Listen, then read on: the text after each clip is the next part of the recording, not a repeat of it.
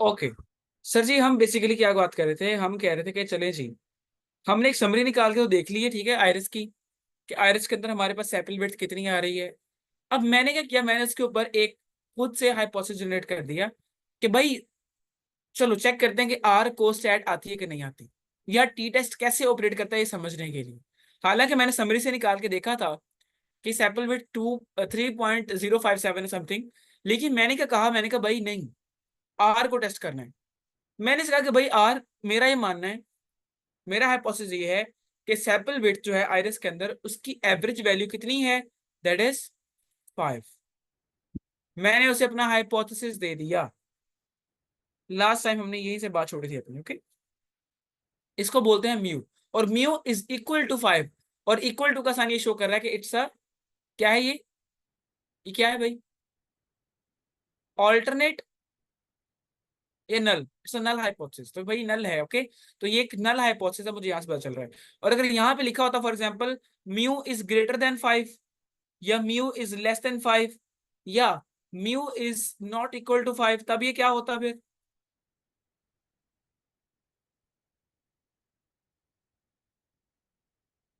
Alternate होता भाई, okay. अच्छा, अभी एक भाई ने मुझे पूछा कि आपने सिर्फ लाइब्रेरी क्यों की है, क्योंकि सर मैंने ऑलरेडी इंस्टॉल कर रखे हैं, तो मैं बार बार लाइब्रेरी क्यों करता रहूं। वो तो मैं आप लोगों को सिखाने के लिए बार बार करता हूँ ना फिर, ठीक है। चलें, ये सही हो गया। अगर यहाँ पे 5 ना लिखा हो, बल्कि लिखा हो is greater than equal to 5, तब भी क्या होता, ये होता नल हाइपोथेसिस। अगर लिखा होता लेस देन इक्वल टू 5, तब भी क्या होता, नल हाइपोथेसिस। तो ये सिचुएशंस है नल हाइपोथेसिस की, और ये सिचुएशन है ऑल्टरनेट हाइपोथेसिस की। मैंने उसे अपना हाइपोथेसिस दे दिया विच इज नल हाइपोथेसिस। अब ये उसको चेक करेगा कि क्या हाइपोथेसिस ठीक है या नहीं ठीक, ये उसको डिस्प्रूव करने की कोशिश करेगा। एड़ी चोटी का जोर नहीं जो लगाता होता, ये वो लगाएगा, ओके। अब मैंने इसका कहा भाई टी टेस्ट लगाना है, ठीक है। डेटा हमारे पास डीएफ है, DF is basically nothing but iris. Iris का कॉलम है सेपल विड्थ, जिसको हमने टेस्ट करना है, जिसकी हाइपोथेसिस ये दी गई है कि भाई उसकी एवरेज वैल्यू 5 है। Mu indicates average, hypothesized average value. Mu क्या है, हाइपोथेसाइज्ड एवरेज वैल्यू, ओके। इसको मैं रन करता हूं, अगर तो 5 हुई, ये मुझे तब भी बता देगा कि भाई आप सही कह रहे हैं, या अगर ना भी हुई तब भी मुझे कहेगा कि भाई आप गलत कह रहे हैं। लो जी, इतनी बात रन करनी है हमने। लो जी, रन नहीं किया, मैंने एंटर किया और ये रन नहीं किया, क्यों नहीं किया भाई।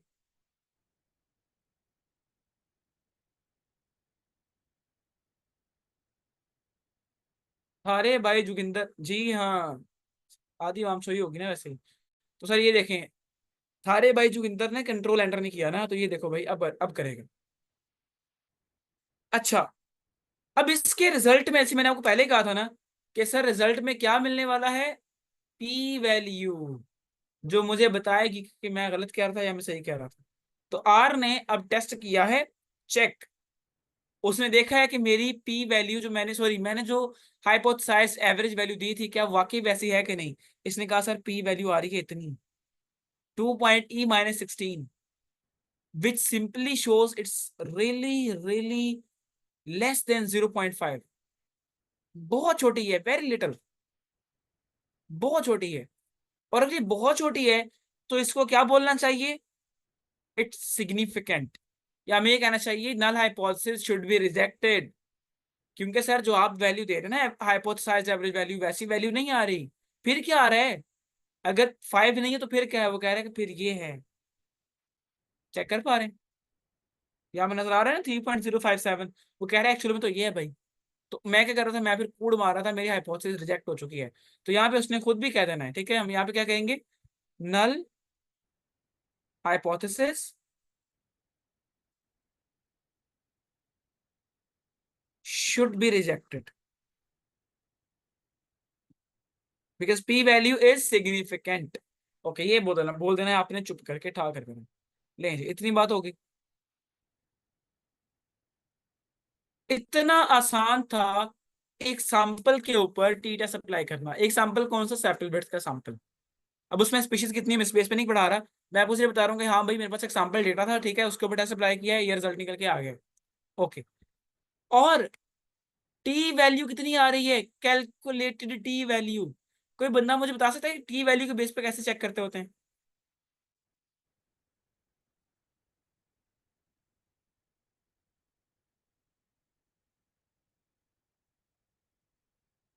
क्या बात है। तो कहते हैं कि मीन ही क्यों चेक करते हैं, मीडियन वगैरह चेक क्यों नहीं करते? सही है, कर लेते हैं इसको। पी वैल्यू स्मॉल है, सो रिजेक्ट नल हाइपोथेसिस। चलिए पहले मुझे ये बताए ना कि भैया जी टी की बेस पे कैसे चेक करते हैं? हम तो ये कहते हैं कि भाई, जिनको पता है ना उनके लिए कह रहा हूँ, कि अगर हम टी कैलकुलेट करें और वो 2 से छोटी रहे, या 1.96 वैल्यू होती है ना, कि अगर वो टी वैल्यू 1.96 से कम रहे तो हम कहेंगे हाँ सर, टेस्ट का रिजल्ट ओके है, मतलब ये कि जो हाइपोथेसिस दिया गया था वो ठीक है, null hypothesis should be accepted. तो ये 2 से छोटी वैल्यू ही है फिर। इस केस में आप रिजेक्ट क्यों कर रहे हो भाई? कोई अल्लाह का बंदा जो उस पर आंसर करना चाहे।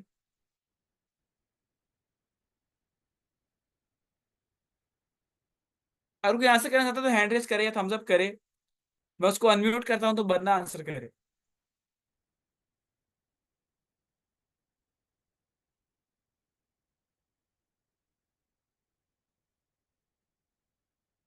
अब नहीं बोल रहे। चलिए चेक कीजिएगा, जरूर चेक कीजिएगा कि क्या। एक मिनट, आंसर आ गया। कहते हैं कि जी नेगेटिव में है वैल्यू। सर नेगेटिव वैल्यू देखे ना, एक डिजिट है 2, एक है -1, -100। नेगेटिव में जितनी मर्जी वैल्यू ले जाओ वो 2 से छोटी ही रहेगी। ये तो छोटी है, फिर आप इसको एक्सेप्ट क्यों कर रहे हो, या इसको रिजेक्ट क्यों कर रहे हो?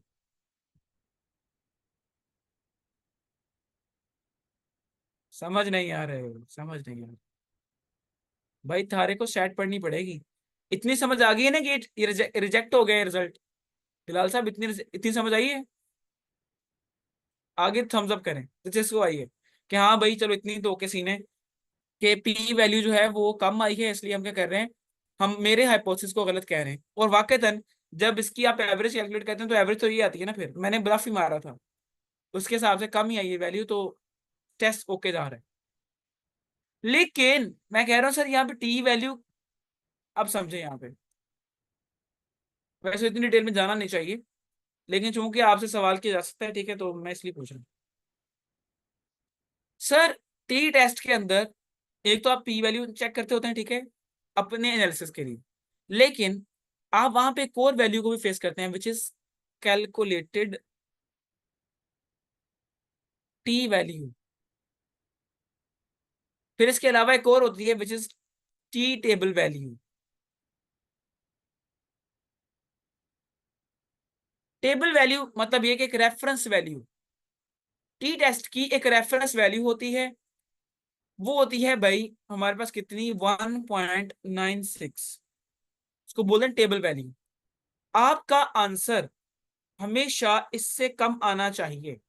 सो T calculated should always be less than 1.96। अब यहाँ पे टी कैलकुलेट जो हमने की है ना, वो हमारे पास आ रही है -54.587।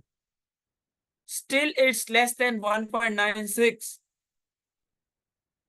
अगर ये कैलकुलेटेड वैल्यू टी सी जो है less than T table value रहे, तो आप कहते होते हैं कि null hypothesis should be accepted.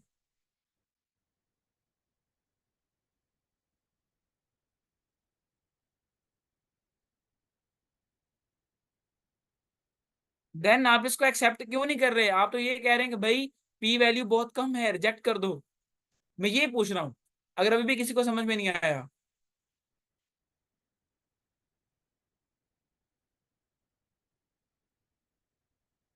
मेरा सवाल किसकी समझ में आयो है?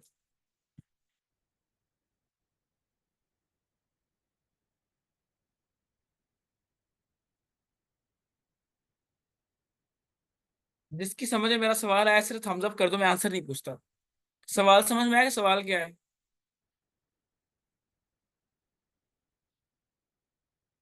किसी एक ही बंदे को आया, दो को बल्कि।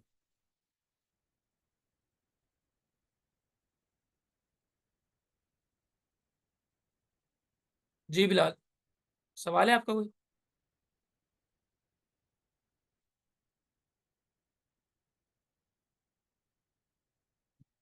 टी वैल्यू जो सैंपल डेटा पे डिपेंडेंट होगी।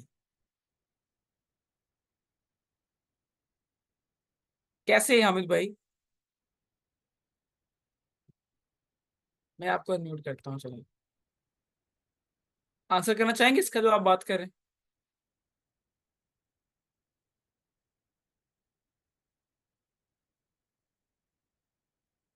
आई गेस इज नॉट फनी। अस्सलाम वालेकुम सर।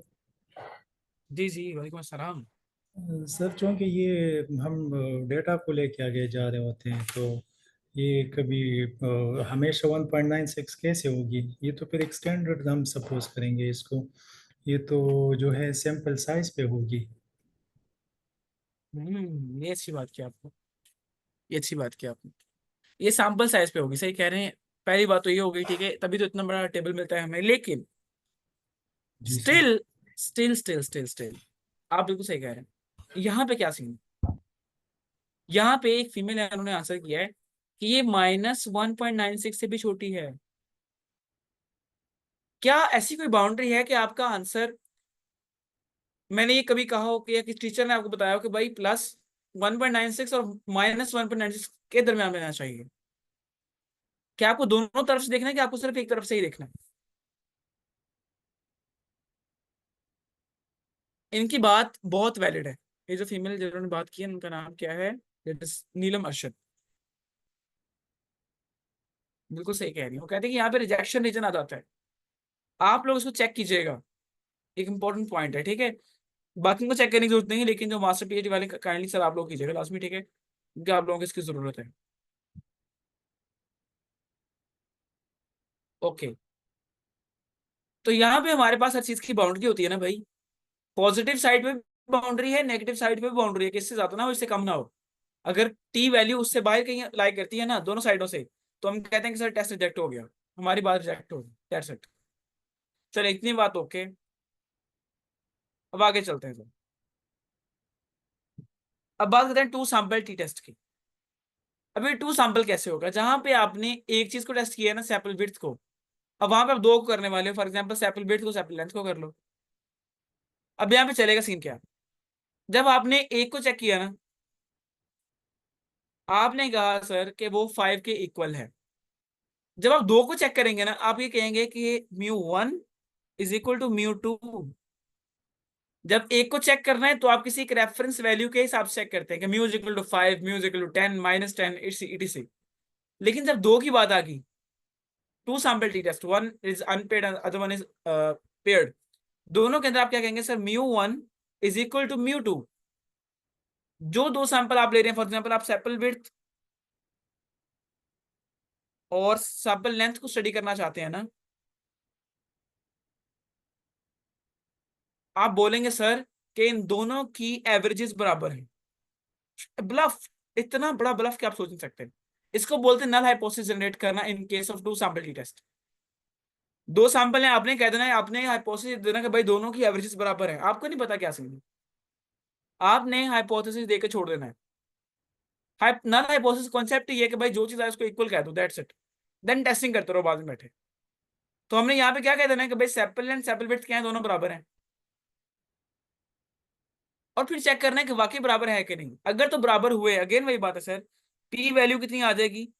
0.05 से बड़ी या इसके बराबर, सॉरी इससे बड़ी। अगर अगर अगर ये दोनों बराबर हुए तो पी वैल्यू कितनी आ जाएगी? पी वैल्यू बढ़ जाएगी 0.05 से, जो शो करेगी कि हमारा हाइपोथेसिस ठीक है। अगर ये दोनों बराबर ना हुए एवरेजेस इनके आपस में, तो पी वैल्यू क्या हो जाएगी? पी वैल्यू या तो इसके बराबर आ जाएगी, और या इससे कम हो जाएगी, सॉरी इसके नहीं, ये क्या हो गया, हाँ इससे कम हो जाएगी। अभी चेक करते हैं कि टू सैंपल लगता कैसे।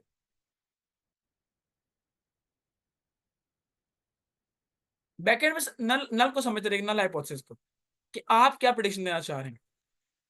चलें जी। अब हमने इसको स्टडी करना है ना, फॉर एग्जांपल, तो चले सर, मैं कहता हूं कि हम ऐसा करते हैं, हमने सैंपल वेट तो स्टडी करनी है, ठीक है। आयरस के डेटा के अंदर, आयरस के डेटा में तीन स्पीशीज हैं, सिटोसा वर्सिकोलर वर्जीनिका। मैं ये हाइपोथेसिस देता हूं कि भाई अगर मैं डेटा को अच्छे से स्टडी करना चाहूँ तो मुझे चाहिए कि मैं स्पीशीज को लैदा करके स्टडी करूं, सिटोसा को लैदा, वर्सिकोलर को फिर वर्जीनिका। अब मैंने क्या करना है, मैंने सिटोसा और वर्सिकोलर के ऊपर एनालिसिस परफॉर्म करना है टू सैंपल टी टेस्ट का, ठीक है। उनके सिटोसा एक ग्रुप है, एक वर्सिकोलर, मैं दोनों को लैदा कर दिया अपना। अब मैं कहता हूँ तो दोनों की एवरेजेस बराबर है आपस में सैंपल विड्थ की। अब उस पर चेक करो कैसे, ठीक है। पहले तो आप चेक करें कि आपका स्पीशीज है कितनी, मैं आपको ये दिखा दूं तो भाई आपके पास 3 ही स्पीशीज हैं, सिटोसा वर्सिकोलर वर्जीनिका, ये देखें, ठीक है। अब हाइपोथेसिस हमने क्या देना है कि इनमें से कोई दो उठाओ, उनको स्टडी करना शुरू करो, टू सैंपल डेटा सप्लाई करो, वर्सिकोलर एक साइड पे, वर्जीनिका एक साइड पे, ठीक है, या सिटोसा को साथ स्टडी कर लो। पहला टेस्ट हम लगाने वाले दैट इज अनपेयर्ड। अनपेयर्ड कब लगेगा, जब दो इंडिपेंडेंट सैंपल होंगे। एक होता है पेयर टी टेस्ट, जिसमें बाद वाले और पहले वाले लोग बराबर रहते हैं। ओके ठीक है जी, क्या कह रहा हूं मैं, हमने 10 फॉर एग्जाम्पल 10 बंदे लिए, उनकी शुगर चेक की है खाना खाने से पहले, फिर उनकी ही चेक करनी है बाद में, फिर बाद में और पहले वाली एवरेजेस को कंपेयर करना है। लेकिन यहाँ पे ग्रुप ऑफ पीपल सेम है, लेकिन यहाँ पे आप दो डिफरेंट स्पीशीज को कंपेयर कर रहे हैं। यही बात है, अगर आप डिफरेंट ग्रुप्स को स्टडी करेंगे, आपस में कंपेयर करेंगे, तो वो कहलाएगा अनपेयर्ड टू सैंपल टेस्ट। अगर दो एक जैसे ग्रुप होंगे या एक ही ग्रुप होगा, उसको आप बिफोर आफ्टर में चेक करेंगे तो उसको बोलेंगे पेयर टी टेस्ट। इतनी सी बात है। अब यहाँ पे मुझे क्या करना चाहिए, पहले तो फिर स्पीशीज को सेपरेट करना पड़ेगा सिटोसा वर्सिकोलर को, ठीक है। चलें मुझे बताएं कि ये मेरे पास डेटा है, इसमें से सिटोसा और वर्सिकोलर चाहिए, वर्जीनिका को रिमूव करना है, तो क्या करूं, वर्जीनिका वाली रोज उड़ा दें, क्या करना चाहिए।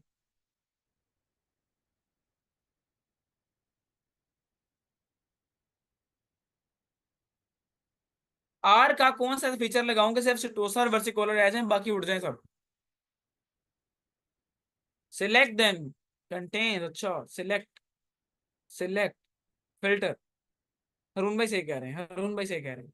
तो भाई फिल्टर लगाना है यहाँ पे। अब फिल्टर कैसे लगाना है, मैंने कहा था फिल्टर जो है नंबर ऑफ रोज को कंट्रोल करता है। मैं कहूँ मुझे यहां से लेके यहां तक, फॉर एग्जाम्पल यहां तक आपको क्या चाहिए, रोज चाहिए, इन पे फिल्टर लगेगा। फिल्टर कैसे लगेगा कि लाइक मैं आपको लगा के दिखाता हूँ, ठीक है। मुझे अब स्पीशीज सेपरेट करनी है ताकि उसके ऊपर सैंपल एनालिसिस अच्छे से हो सके। चलिए अब स्पीशीज को सेपरेट करता हूँ, मैं लिखता हूँ यहाँ पे कि मुझे डेटा कौन सा चाहिए, स्पीशीज चाहिए दो डिफरेंट, ओके। यहाँ पे हम लगाएंगे फिल्टर। फिल्टर के अंदर अगर मैं लिख दूं यहाँ पे स्पीशीज आयरस, पहले डेटा देना पड़ेगा, डेटा कौन सा डेटा है हमारे पास, डीएफ। डेटा प्रोवाइड कर दिया, ठीक है, ओके। डेटा प्रोवाइड करने के बाद हमें क्या करना है, फिल्टर लगाना है। क्या फिल्टर लगाना है, that DF dollar sign species is equal to जी, कौन सा चाहिए, सिटोसा, हाँ कि ना, setosa, species equal to setosa, okay. अब यहाँ पे मुझे दूसरी स्पीशीज कौन सी चाहिए, that is वेर्सिकॉलर।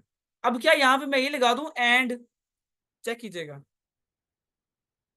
And DF dollar sign species is equal to वेर्सिकॉलर,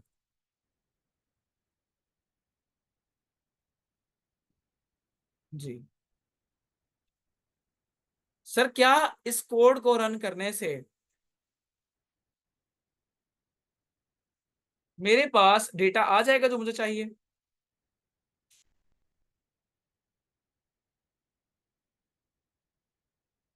या मुझे यहाँ पे कुछ और करना चाहिए, क्या ये कोड रन करना चाहिए कि नहीं।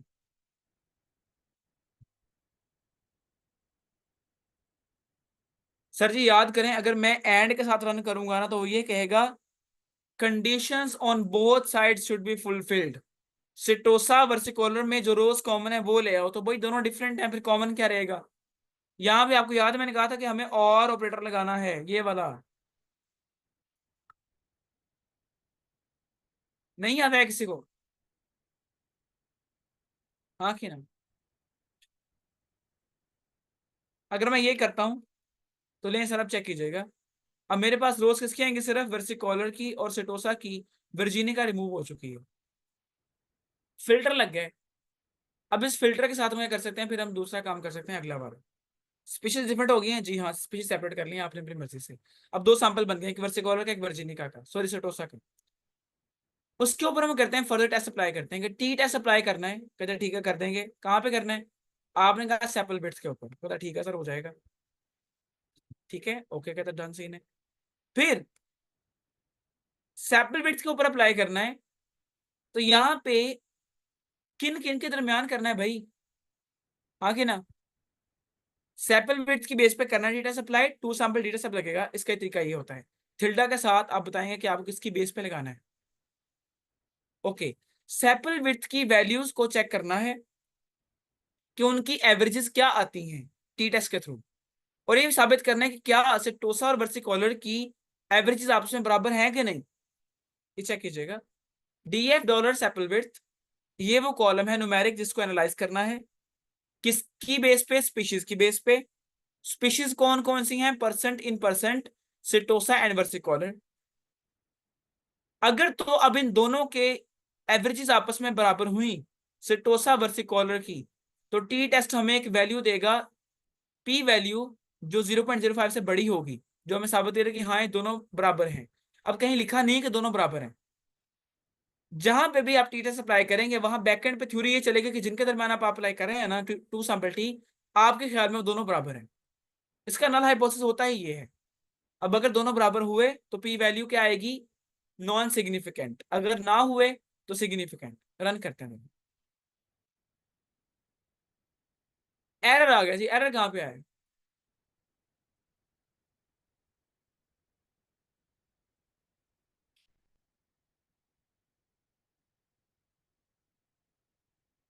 यहाँ पे एरर कहाँ पे आया है?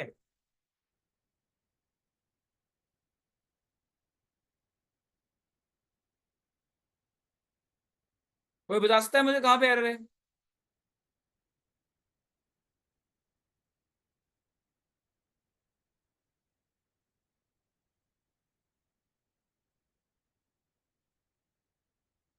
भाई बोलते क्यों नहीं हो?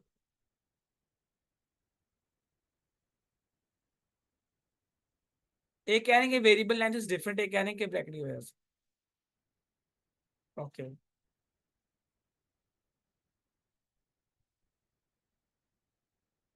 यहाँ पे जरा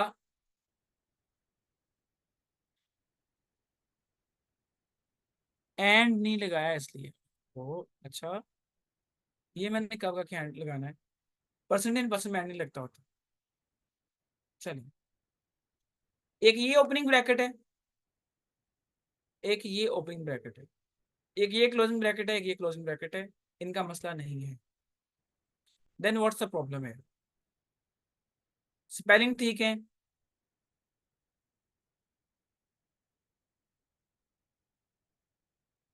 जी स्पेलिंग भी ठीक है। ओके।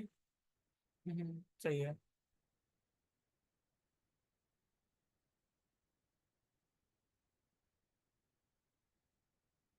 सी क्या है? सी कंबाइन करने का फीचर होता है।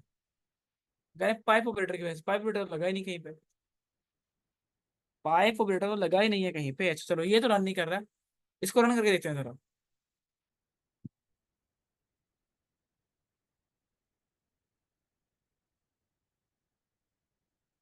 अच्छा, इससे आ रहा है रिजल्ट, लेकिन इससे नहीं आ रहा। क्या डिफरेंस दोनों में?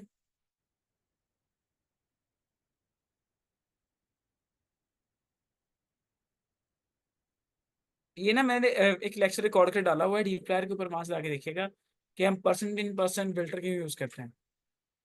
बिलाल का सवाल था मेरे ख्याल से कोई। कि बिलाल को अनम्यूट करते हैं, बिलाल का सवाल सुनते हैं।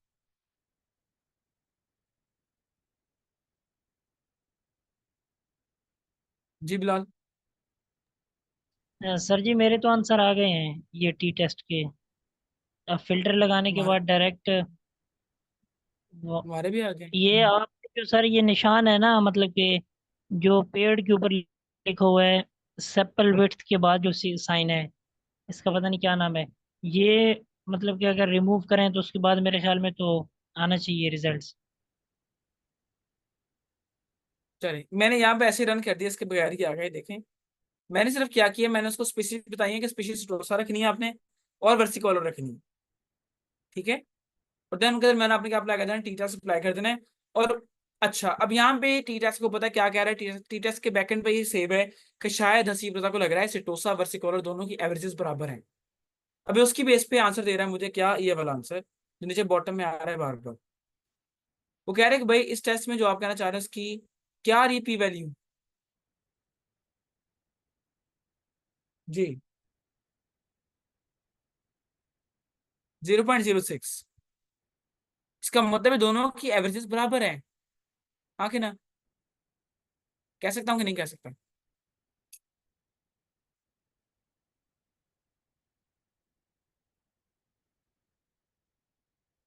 ओके जी।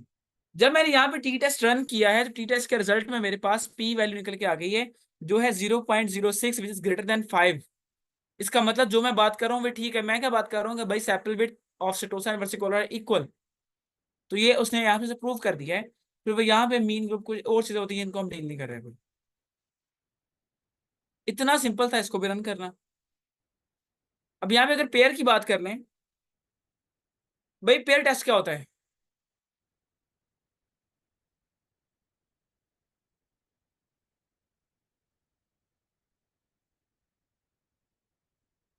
हैंड रेज करें, आपसे सवाल पूछते हैं फिर।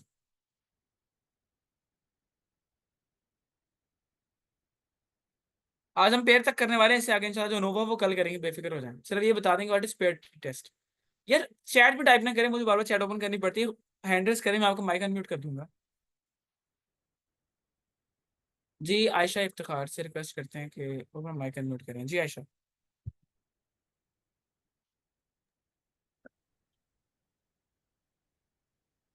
ये टू सैंपल टी टेस्ट ही है जिसमें बिफोर एंड आफ्टर सिचुएशन एक ही सैंपल की बिफोर एंड आफ्टर सिचुएशन में चेक करते हैं। Okay thank you so much. अच्छा अगर यहाँ पे फोकस करें तो मैंने ऊपर लिखा भी हुआ है कि ये पेयर टी टेस्ट है। अब पेयर कौन सा होता है? जिसमें ग्रुप ऑफ पर्सन सेम रहे। जिन बंदों को खाना खिलाया है और जिनको नहीं खिलाया वो एक ही बात है। खाना खिलाने से पहले आपने शुगर चेक किया, उनको फिर उनको खिला के फिर चेक किया। मैं वही यहाँ पे करने वाला हूँ। मैंने यहाँ पे एक रैंडम खुद से डेटा जनरेट करना है। वो डेटा क्या चाहिए मुझे? नॉर्मल डेटा चाहिए। तो मैंने उसके लिए कमांड दिया है आर नॉर्म। आर मेरे लिए नॉर्मल डेटा जनरेट करो। वो कहता सी भाई कितना? मैंने कहा 2000 लोगों का डेटा, 2000 किलोमीटर दूर से आया है जी, है ना। देन उस डेटा की जिसको आपने जनरेट करना है खुद से, उसके अंदर एक मीन वैल्यू होनी चाहिए 140 की, एवरेज वैल्यू उस डेटा की। स्टैंडर्ड डेविएशन उसमें 10 की होनी चाहिए।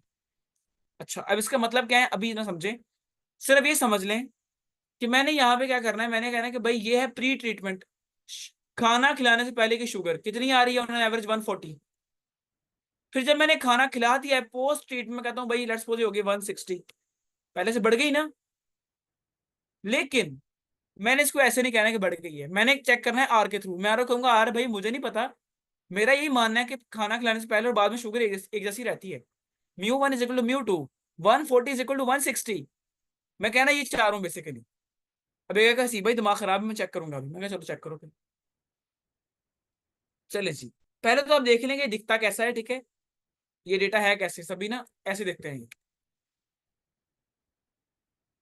नहीं दिखा ना, ना सही है, कोई मसला नहीं है। खैर प्रीडिक्ट में मिला नहीं, यहाँ का रखा है मैंने, सर रन नहीं किया मैंने अभी तक ना, अब करेगा। अब यहाँ मैं जब ये रन किया ना pre treatment C R norm, R मेरे लिए नॉर्मल डेटा जनरेट करो खुद से, रैंडम नॉर्मल डेटा, ओके, जिसके अंदर 2000 ऑब्जर्वेशन होनी चाहिए। बोला ठीक है सी भाई मैं समझ गया एकदम जगह। अब ये टेबल है कैसा, ले जी, ये ऐसा है। 10 रोज ने दिखा दी हैं। अब वो कह रहा है कि 1990 और भी हैं। इतना आसान था डेटा जनरेट करना आर के ऊपर। अब वैसे डेटा मैंने एक और जनरेट किया, उसमें मैंने मीन वैल्यू कर दी 160। ये वो हिसाब बना रहा हूँ कि भाई खाना खाने से पहले की शुगर बाद की शुगर, और बाद की बढ़ जाती है ऑब्वियसली। तो मैंने इसलिए पोस्ट ट्रीटमेंट को मीन को 160 पे रखा है। देन अगर मैं इसे रन करूं, मुझे रन कैसे करना है, टी डॉट टेस्ट लिखना, सिर्फ प्री ट्रीटमेंट लिख दिया, पोस्ट ट्रीटमेंट लिख दिया, ये कमेंट एक्स्ट्रा करना है बस। अगर पेयर टेस्ट लगा रहे हो कि भाई pair is equal to true, तब इसको पता चल जाएगा अच्छा ये पेयर टेस्ट लगा रहा है। अब रन करते हैं इसको जरा, एरर आ गया, फिर क्या एरर आया?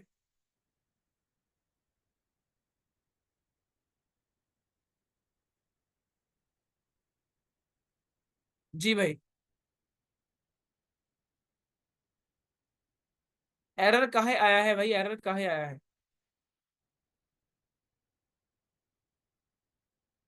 जी हाँ सर, इसको तो रन ही नहीं किया ना, ये देखो,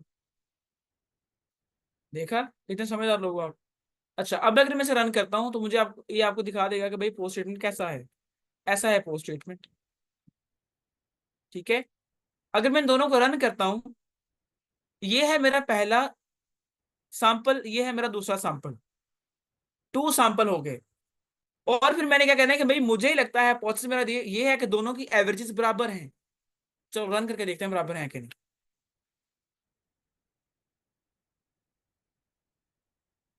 ओके, ये आ गया इसका result.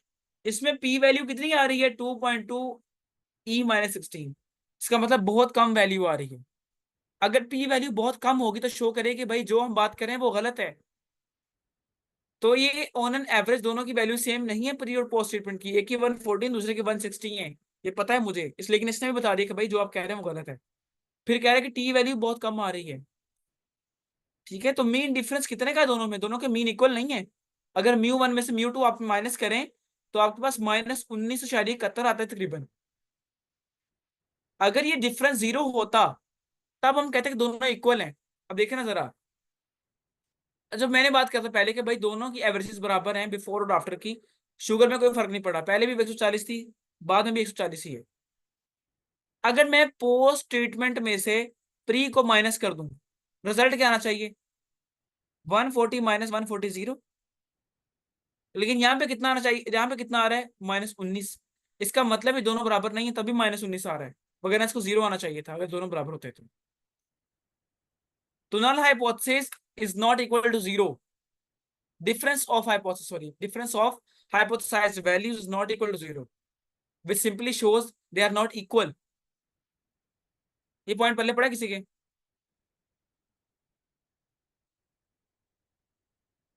Everyone show me thumbs up।